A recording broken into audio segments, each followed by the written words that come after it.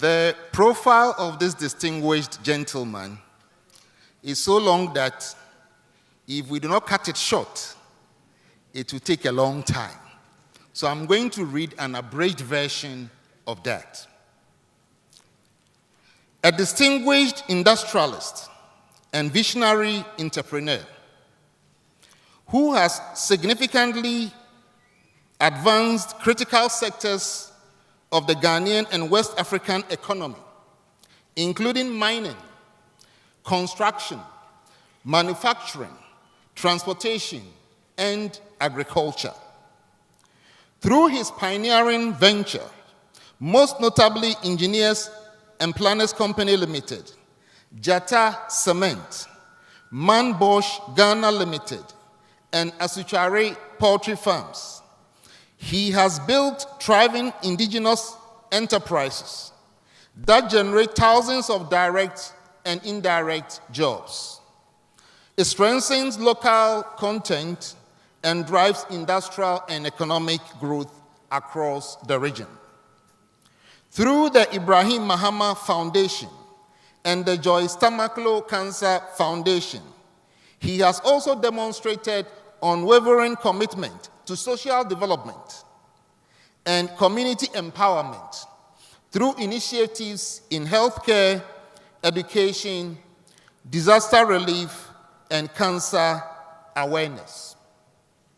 His company, Engineers and Planners, which he started around 1997 as a small equipment rental business, and has grown into one of the largest indigenous mining and engineering firms in West Africa, deploying heavy earth-moving equipment and providing contract mining services. His recently acquired company, Azuma Resources, is being developed into a 2.8 million ounce Black Volta gold project in the Upper West region of Ghana. Please, this is the person we are honoring today.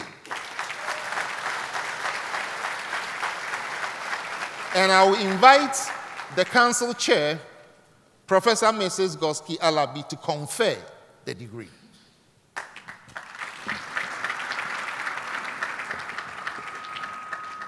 Your Excellency, Mr.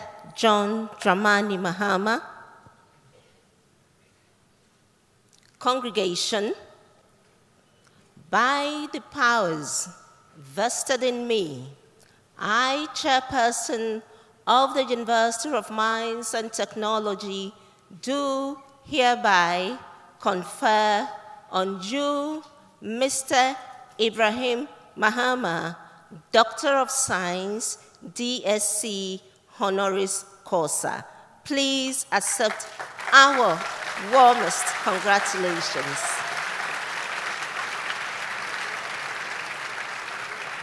And now, Before we do the robing, kindly hold on a second. GTEC, we hereby, from UMaT, present to Ghana and the world Dr. Ibrahim Mahama, honoris causa DSc.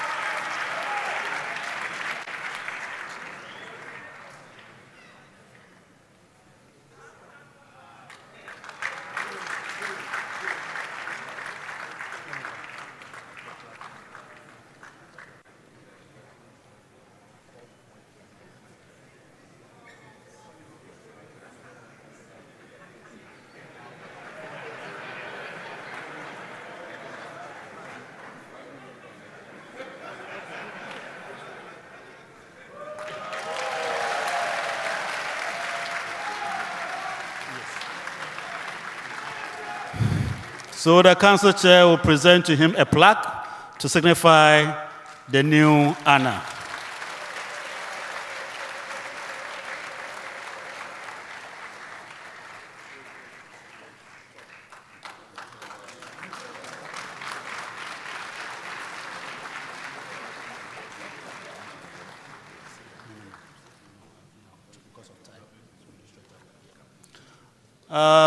Dr. Ibrahim Mahama, can you hold your brief?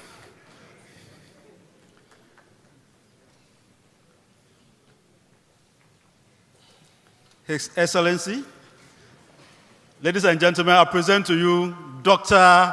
Ibrahim Mahama.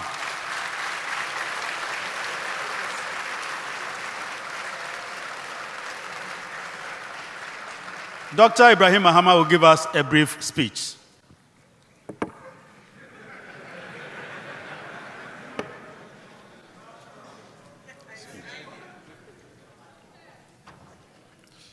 Your Excellency,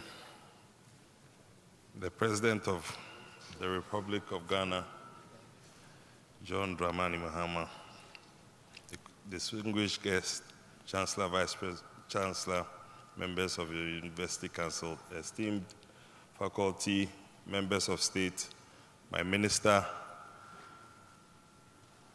the Mines Minister, Emmanuel Boa,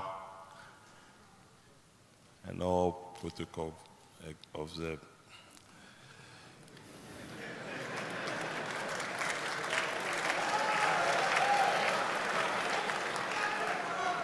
Like the president said, when he's here, I can't read the speech. But I'll be back to give you my life story. But he said it all here today, so all I can say is thank you very much for the honor. Thank you.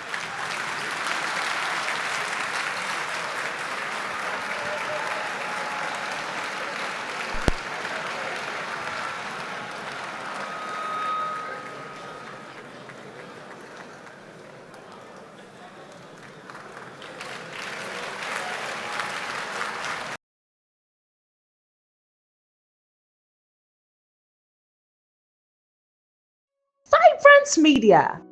Please subscribe to my channel for more updates. This country, and indeed, you are resetting. Over the short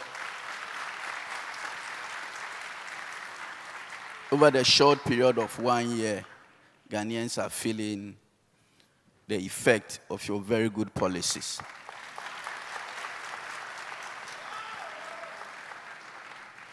We in the Western region are so very excited because over the short period of about 4 months, you've been in this region for 3 times. The first one was to thank the good people of the region for the massive support that we gave you. The second was to cut the salt for the dualization of Takoradi Cape Coast. Recently, you came back to inspect the Takoradi-Aguna stretch, an indication that Western Region has a special place in your heart, and we are so grateful.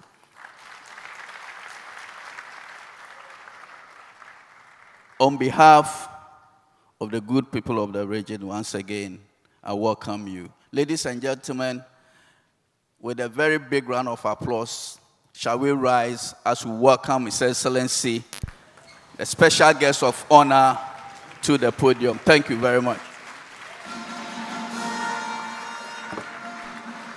At the 18th Special Congregation of the University of Mines and Technology, an institution whose mandate speaks directly to Ghana's development aspirations, our industrial future, and the responsible stewardship of our natural resources. But before I go into the meat of my speech, I'll just make a few comments on some of the items raised by the Honorary Vice Chancellor. With regards to the small-scale mine, the Chief Executive of the Minerals Commission is here, and I wish that by the time we leave here, he makes a commitment to issue the license to the university.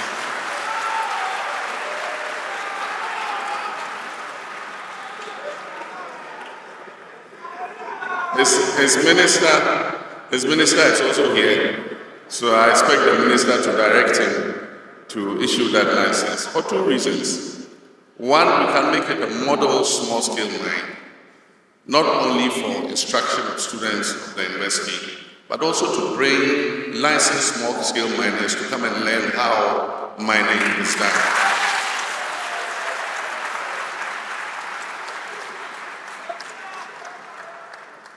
And then secondly, the revenue that will be generated by these mines would stop Vice Chancellor from going cap in hand, lala sulala, and begging for money.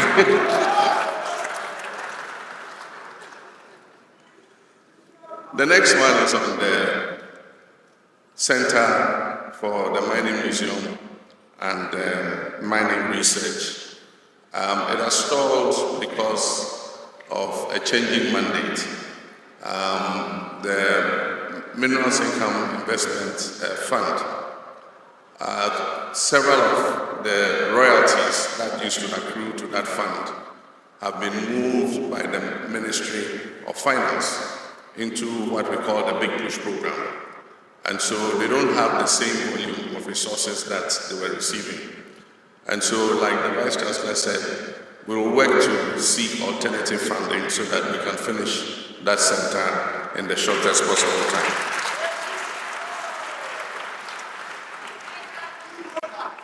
Also, the issue of financial clearance for lecturers, recruitment of lecturers, has been brought to my attention by several universities.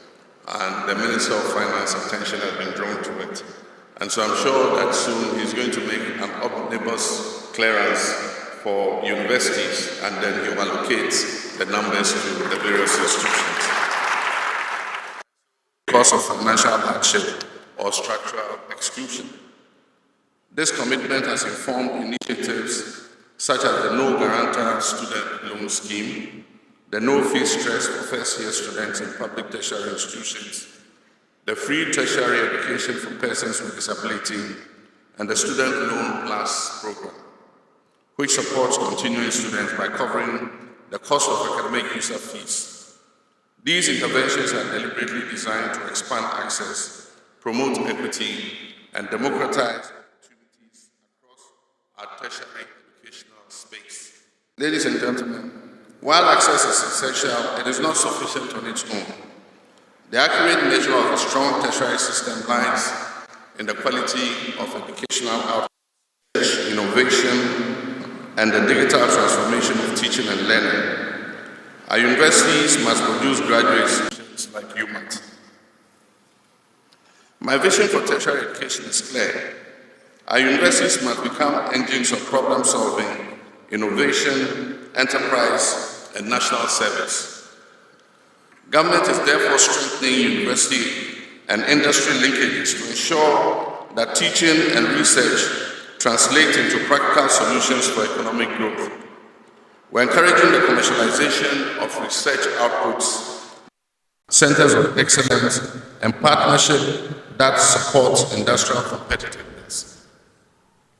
We're investing in modern laboratories, research infrastructure, and digital platforms that enhance learning and position Ghana's universities as contributors to global knowledge while remaining firmly rooted in local developmental issues.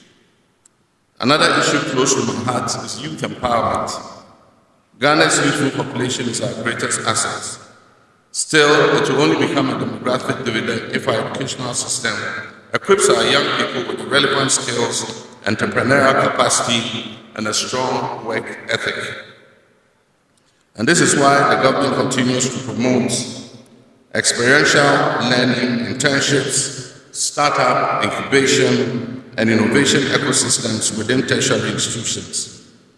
Initiatives such as the UMaT program, the Youth Employment and Entrepreneurship Program, and the National Entrepreneurship and Innovation Program are designed to ensure that graduates leave our universities not merely as job seekers, but as job creators and solution providers. Distinguished guests, as we pursue industrialization, government remains resolutely committed to integrity, accountability, and sustainable development, particularly in the management of our natural resources. Illegal mining remains one of the most serious threats to our environment, water bodies, and rural livelihoods. While enforcement and regulatory reform are necessary, the long-term solution lies in knowledge, professionalism, and responsible mining practices. This is where the University of Mines and Technologies mandate becomes indispensable. UMaT has a unique national responsibility to train professionals, advance research, and develop technologies that promote lawful, environmentally responsible, and community-centered mining. Your work here must continue to shape the future of Ghana's extractive sector in ways that balance economic benefit with environmental and social sustainability. And now, honoring excellence and enterprise. And I'll just say a few things about our honoree who is very soon to be decorated, who coincidentally happens to be my younger brother. Our father was two things. He was a politician first, and then he became an entrepreneur. And as you can see, I adopted the political genes. And somebody adopted the entrepreneurial genes.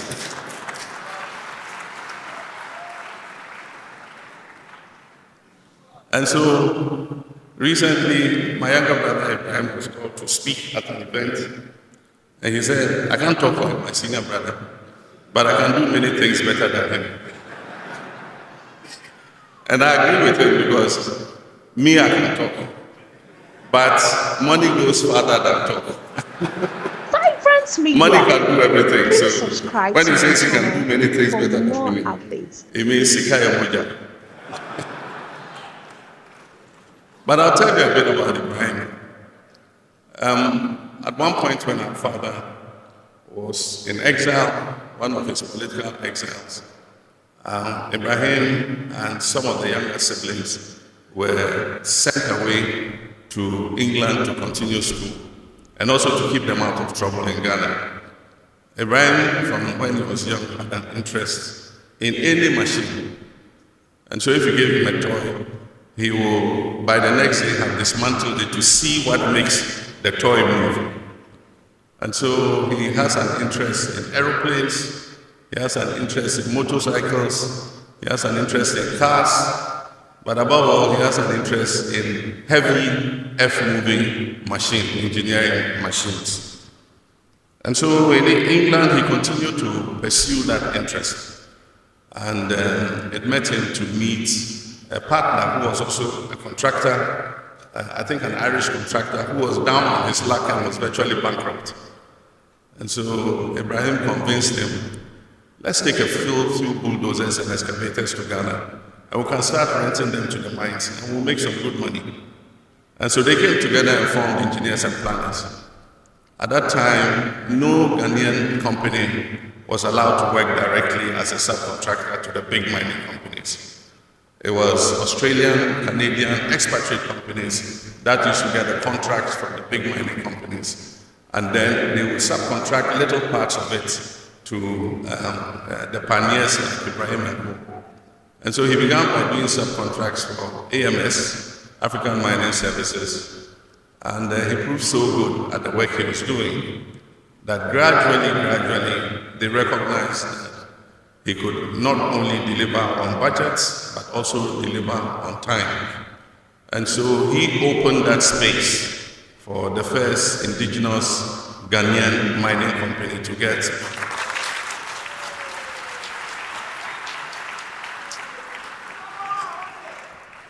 get contracts directly from the big mining companies. And his mentor,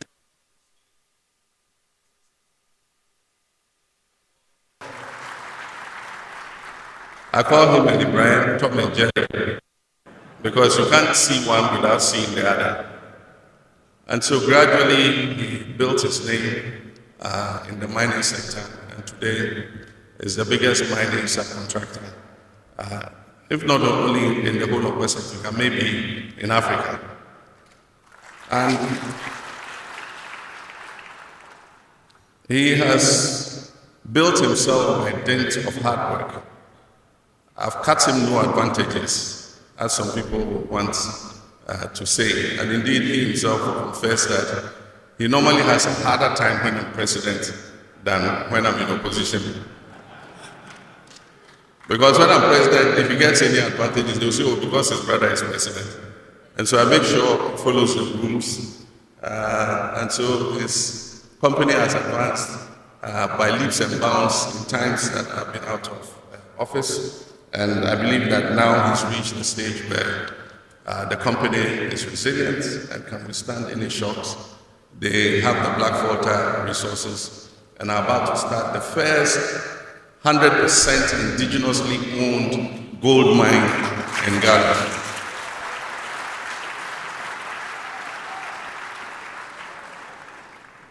So I want to thank this university for honoring him, and you could not have been more strategic in honoring this young man. He is very philanthropic, and so carrying a doctorate of science from your university, you can always milk him for more money. To develop your university. Media. And so, on behalf of the family, I wish to, on behalf of all our siblings, there are 19 of us minus one, who is late. We wish to thank the university for the honor that has been done to the Mahama family.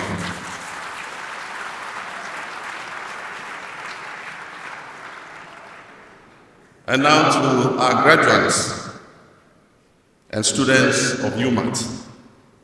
Your education is both a privilege and a responsibility. Use it not merely to earn a living, but to build your nation. Be bold in innovation, disciplined in conduct, and unwavering in service to Ghana. I commend the council, management, faculty, and staff of the University of Mines and Technology for their dedication to academic excellence and national service. I once again wish to congratulate the University of Mines and Technology, all the graduates of today, our honoree on this well-deserved honor, and I warmly congratulate all of you for this successful event. May God bless the University of Mines and Technology, may God bless our homeland Ghana, and make our nation great and strong. I thank you.